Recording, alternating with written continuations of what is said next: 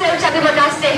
Dan hari ini kita merupakan peserta-peserta dalam ceramah yang mempamerkan ikan unik ini untuk ada pentas sebegini.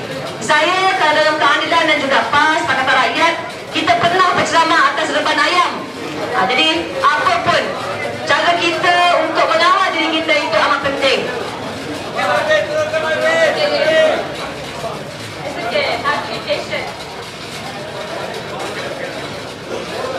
Baik, jadi tentunya hari ini kita ucap terima kasih dan ada tempat juga untuk bertemu. Dalam mana-mana kiat, setiap ceramah yang kita buat, khusus dalam pilihan umum yang ke-13, kita dapat kelulusan dari pihak polis. Dan kerana itu pada saya, tanpa kompromi, we are ready, we are ever ready to contribute and also to cooperate with the police force. Tapi yang kita mahu di Malaysia ini, bila masa kalau ahli parlimen tidak lagi digelar, okay, tak apa, banyak betul kontroversi hari ini, must be gasing indah. Ya, kalau bercakap tentang ahli parlimen memang tidak ada lagi, tak wujud kerana parlimen sudah bubar. Masalahnya kerajaan yang sedia ada, mereka tak faham maksud kerajaan sementara. Saya hadir dengan Yang Berhormat Tan Sri Khalid Ibrahim sebelum sidang DUN dibubarkan dan selepas sidang DUN Selangor dibubarkan. Dan saya mengucapkan terima kasih khusus pada Persih yang mengingatkan kami bahawa tanggungjawab sebagai kerajaan sementara. You see, a caretaker government, you have to understand your role, your responsibilities as well as your limitations. Dan kita tidak suka di Malaysia ini selepas 55 tahun, sekarang sudah masuk 57 tahun, kerajaan yang dipilih, dia mandat hanya ada masa 5 tahun. Selepas 5 tahun, tentunya mandat berakhir, rakyat wajib pilih. Tapi dalam sejarah Malaysia, kita punyai kerajaan sementara yang menggunakan prasarana agensi kerajaan. Tak cukup dengan itu untuk mempromosi diri mereka, mereka juga gunakan apa? Dia boleh umumkan menerusi televisyen dari hari ke hari, umumkan tentang projek-projek yang bernilai jutaan ringgit. Yang terbaru, selepas Pakatan Rakyat umumkan skim caruman wanita. Ini penting, kerana kita bukan bercakap tentang duit semata-mata, kita bercakap tentang skim insurans untuk bantu warga ibu bila 60 tahun ke atas ditimpa kemalangan, ada jaminan kepada mereka yang dibantu oleh kerajaan. Atau Sri Najib pun baru-baru ini, walaupun parlimen dah bubar, boleh umumkan skim yang sama. Jadi tuan-tuan dan puan, kerana itu, as we enter the mother of all elections, we must understand what's important is a government that realizes its rights and responsibilities. Saya fikir kalau di Malaysia ini kita tak memahami, makanya sukar untuk kita mengingatkan kerajaan yang sedia ada, mereka ada tanggungjawab untuk membantu rakyat terbanyak.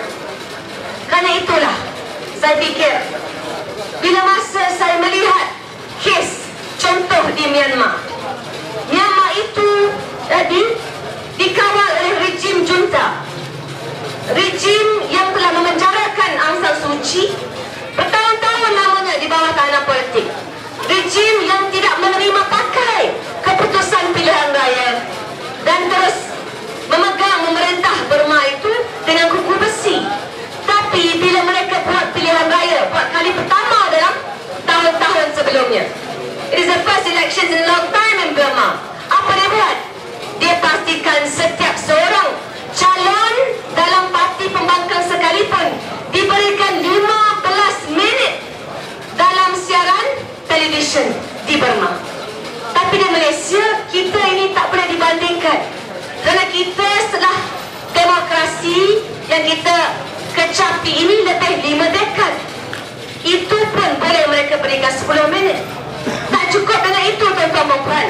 Sehingga ke hari ini, semua serangan itu dibuat terhadap kita tanpa segan dan silu. Jadi apakah perancangan Pakatan Rakyat?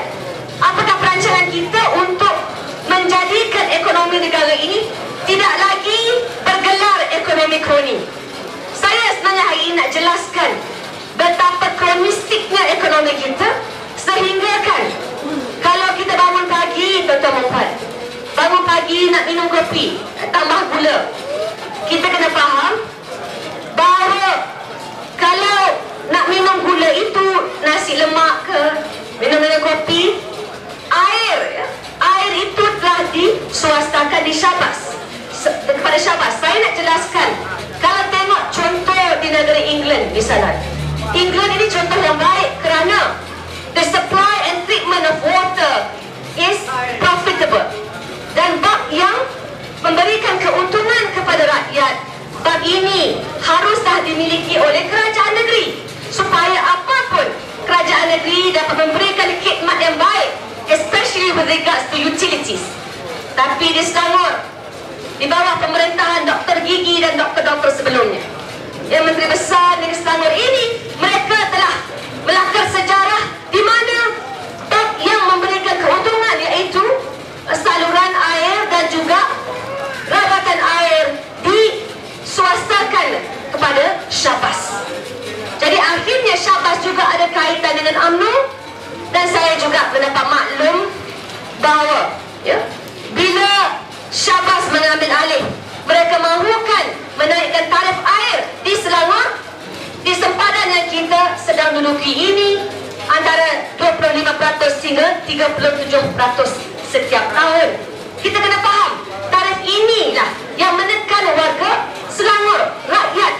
Nak bandingkan dengan Johor, Johor ini Syed Mokhtar Al-Bukhari, Tan Sri Syed Mokhtar juga memiliki syarikat air, iaitu dipanggil Syarikat Aliran Ehsan Resources Air Berhad, yang telah menaikkan tarif air di Johor. It is the highest in the country, raised up to 60%. Dan 60% ini yang berlaku bila kita beri kepada kroni yang ada kuasa untuk menaikkan tarif air. Jadi saya nak bagi tahu perbandingan.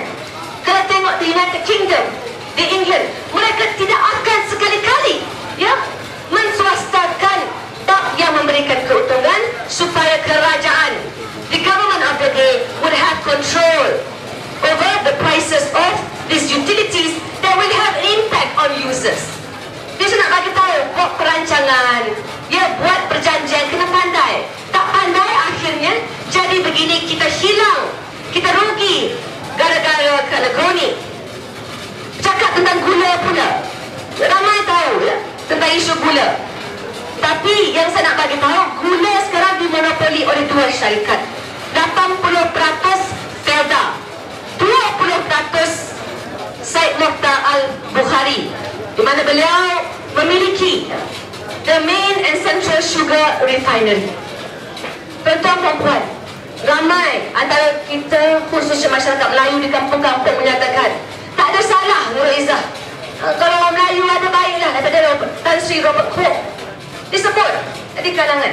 Saya nak bagi tahu, semasa Tan Robert Kwok yang memiliki, yang mengawal gula itu, the Sugar King, atas dasar usahanya sendiri, bukan atas dasar kroni, sekurang-kurangnya harga gula tak naik melambung tinggi. Selepas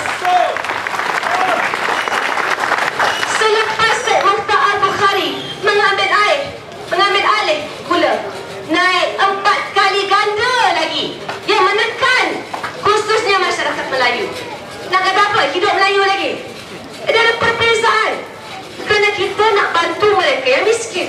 Tak kira Melayu, Cina ataupun India. Dan rata-rata 80% di luar bandar itu yang miskin itu Melayu.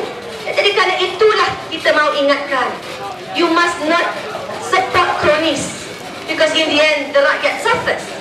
Nak bercakap tentang makan nasi, makan nasi lemak setiap hari pun kita, bernas itu, bernas itu diedarkan oleh milikan Tan Sri Syed Mokhtar. Beras ada banyak di pasaran, Jati, Siam, beras Burma, beras cap burung helang, saya tak nak jumpa lagi tu. Tapi semuanya yang diimport dan dijual di Malaysia adalah oleh Bernas. Sekali lagi, Tan Sri Syed Mokhtar Al-Bukhari. Nak bagi tahu, you imagine, daripada air kita dan sebagainya, nak masak pun, gas pun, siapakah penjana gas elektrik yang terbesar? Antaranya Malakoff. Siapa memiliki Malakoff? Tan Sri Syed Mokhtar Al-Bukhari. Nak tulis surat, kalau ada siapa yang suka email lah, kami ni kalau nak tanding, surat pun kena keluar pada pengundi, ya. Pos Malaysia juga dimiliki oleh Tan Sri Syed Mokhtar Al-Bukhari. Dia lagi tak cukup dengan itu. Dia senarai panjang sebenarnya. Sehingga kan double tracking project, pelabuhan Tanjung Pelepas, ya, pelabuhan di Pulau Pinang, semua bakal dimiliki oleh Syed Mokhtar. Warga-warga KTM khusus di bangsa, yang mereka yang paling kecewa kerana akhirnya kalau warga KTM itu memang masa depan mereka tak tentu, kerana di parlimen bila saya bawakan isu ini ada ura-ura bahawa MMC akan mengambil alih KTM. Kali terakhir syarikat KTM ini diswastakan, tuan-tuan dan puan. If you want to talk about track record, kali terakhir Merak Unggul Sdn Bhd yang mengambil alih. Ketika itu pekerja-pekerja KTM disuruh, yang jadi engineernya, technical expertnya, disuruh basuh bilik air. Jadi kerana itu saya nak bagi tahu keutamaan Pakatan Rakyat. Why did we decide to end the existing monopolies? Because it is hurting our economy.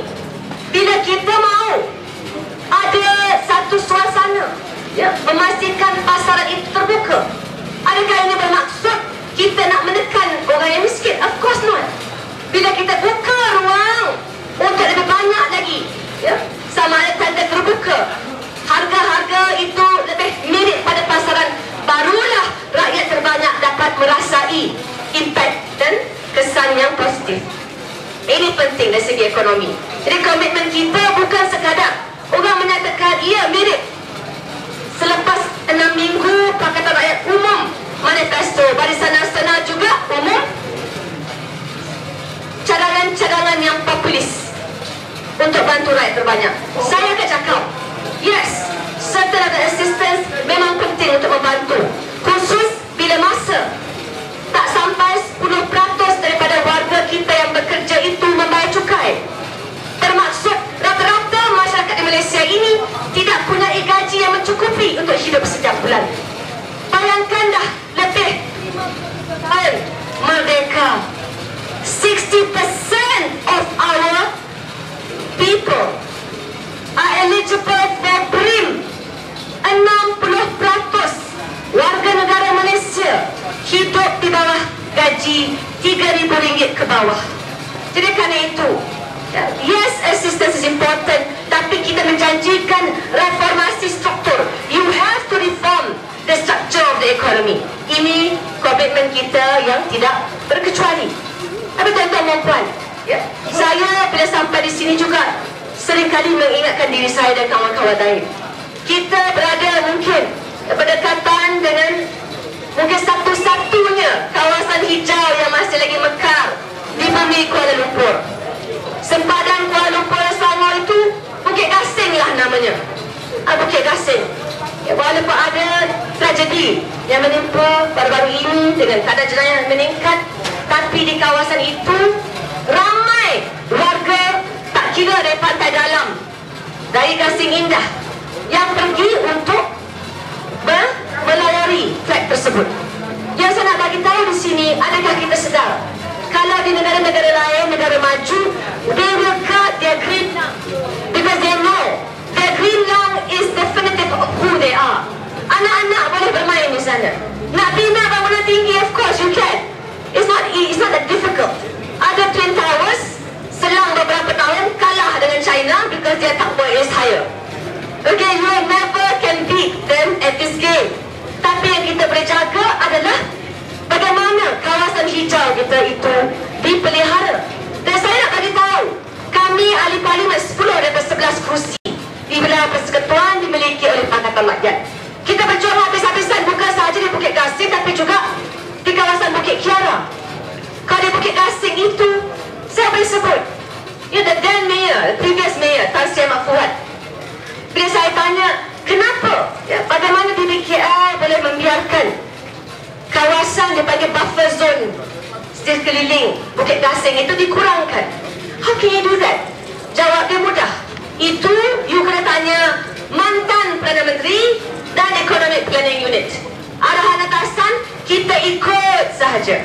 Sama dengan kenapa Kampung Kerinci tanah sebesar 57 ekar you bagi tanda terus. Itu you kena tanya keputusan dia atasan. Jadi dari masa ke semasa saya nak bagi tahu, you people of Kuala Lumpur especially, kita bukan sahaja dinafikan sebuah kerajaan negeri supaya kalau tak suka Datuk Bandar dipilih itu bolehlah buang. Sekarang tak boleh dibuang. Arahan akan turun daripada atasan. Kenapa? Kerana sejarahnya pada 60-an itu, khusus dalam pilihan raya 1969, Parti Perikatan tak boleh menang, hanya menang 14 daripada 28 kerusi.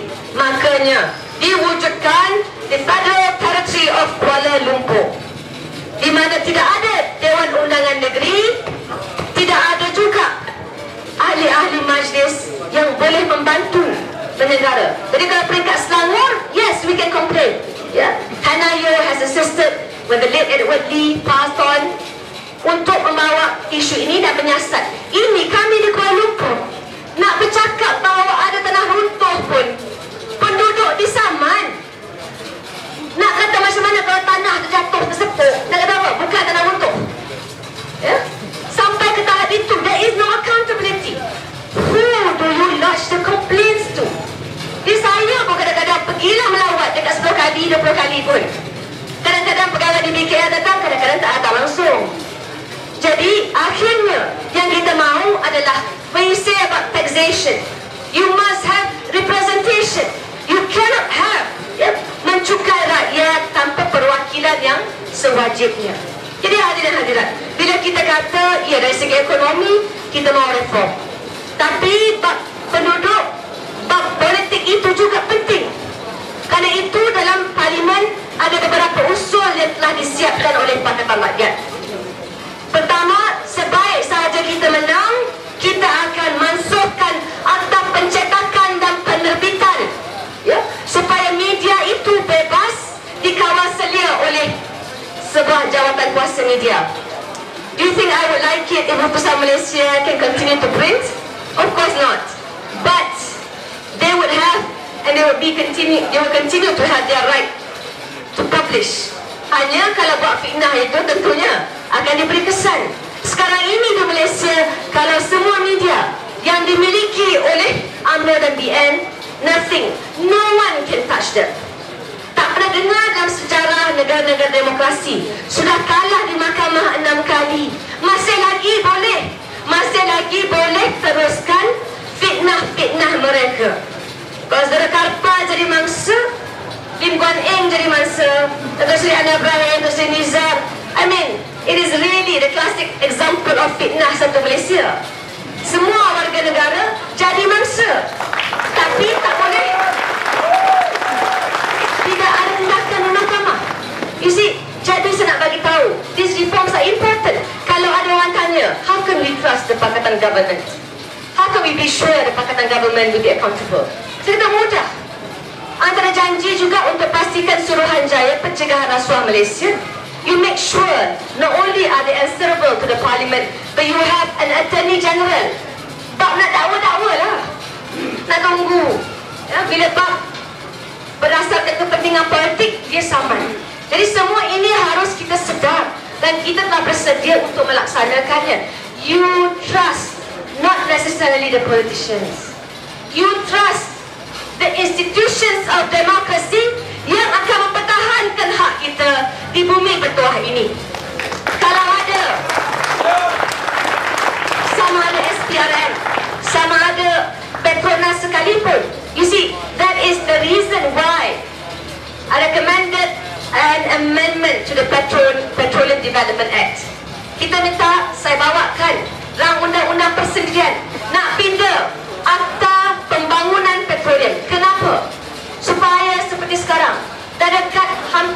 500 bilion ringgit wang Petronas digunakan, kita tak boleh kawal kerana dalam pindaan Perdana Menteri punya kuasa untuk menggunakan dana Petronas. Maka kita pindah supaya no Prime Minister in Malaysia can touch our petroleum kitty ever again. Nak guna boleh, rujuk pada jabatan kuasa Parlimen. You have to be able to discuss it. Kalau tak boleh lagi kita terima. Jadi setakat itu hadirin hadirat, saya hanya nak maklum isu terakhir. Bila bercakap menjelang pilihan raya, saya nak sering kali mengingatkan kita tentang apa yang berlaku di Likas dalam pilihan raya umum. Ketika itu pilihan raya di Likas tahun 1999, if I'm not mistaken, 1999, pilihan raya yang berlaku didapati ada 4,197 nama dalam daftar pemilih yang bukan warga negara Malaysia. Bawa petition, saman, bawa ke mahkamah. Mahkamah putuskan, yes, keputusan null and void, tak boleh diterima pakai. Kenapa? Kerana semua 4,167 orang ini bukan warga negara, tapi mengundi dalam pilihan raya. 4,197, the magic number.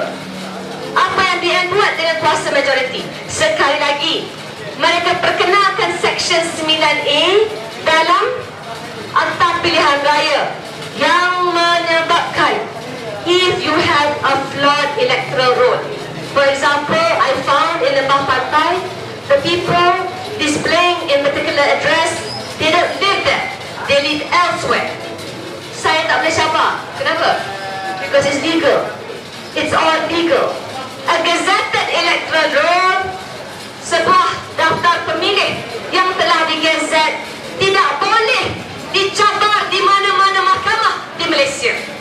Kalau ada 10,000, 20,000 warga negara asing, masihlah menjadi satu daftar pemilih yang boleh digunakan pakai oleh kerajaan PN untuk memenangkan mereka dalam pilihan raya.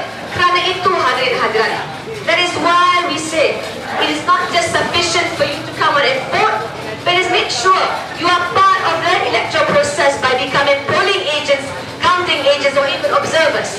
Dan pada saya ini penting kerana nak menang ke, nak kalah ke, you must win or lose with dignity, with honor. Kalau guna cara lain pada saya, you see, there's only so much in politics. Yes, of course you want to win, but what's the reason that? The reason is because you want to implement changes. Jadi kadang-kadang bila kita disedang, saya nak bagi tahu kali pertama kita masuk dalam gelanggang politik ini, kalau bercakap tepati keadilan, tidak ada siapa pun yang merasakan that multiracialism is sexy. No one could master or stomach multiracialism. Dia bukan mudah, tapi kerana kita harus fikir, harus faham kekuatan di negara yang bertuah ini adalah kepelbagaian kita. Bila kita berjuang demi keadilan, maksudnya kita bukan mengikut menurut warna kulit. Saya nak bagi tahulah, sebagai seorang anak yang ditolak permohonannya daripada universiti kerana ayah merupakan bantuan penjara, walaupun keputusan saya memang cemerlang, saya boleh kata no Malaysian child deserves such a treatment. Bila kita minta di Malaysia, apa dia? We want equal opportunity. Nak bercakap the equal outcome perhaps is difficult. The point is, jangan sampai kita laksana dasar yang zalim semata-mata kerana tidak menghormati proses, tidak menghormati satu sama lain.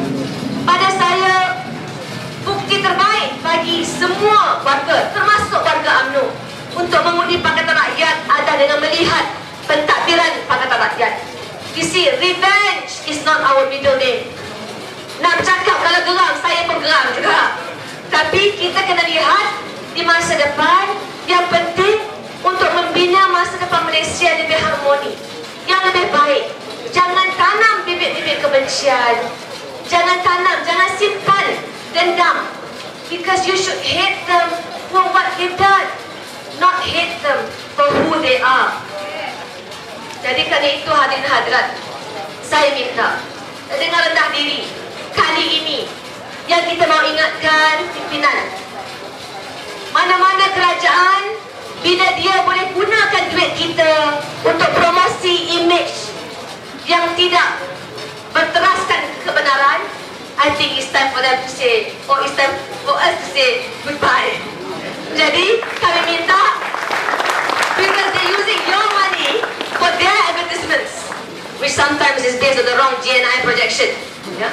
Jadi kita minta kali ini beri peluang kepada Pakatan Rakyat. We ask for 5 years. We do well, you vote us again. We don't excel, then you of course free to choose UMNO and the rest of the parties in Barisan Nasional. Dengan itu hadirin hadirat, terima kasih. Saya harap kita bekerja keras. Saya harap kita juga jangan lupa kalau nampak pihak polis kata terima kasih PDRM, yang kita tak suka menteri saja tak buat kerja. But the rest of PDRM, we are willing to work together to rebuild Malaysia and also to ensure we have a professional police force. Sekian, wassalam.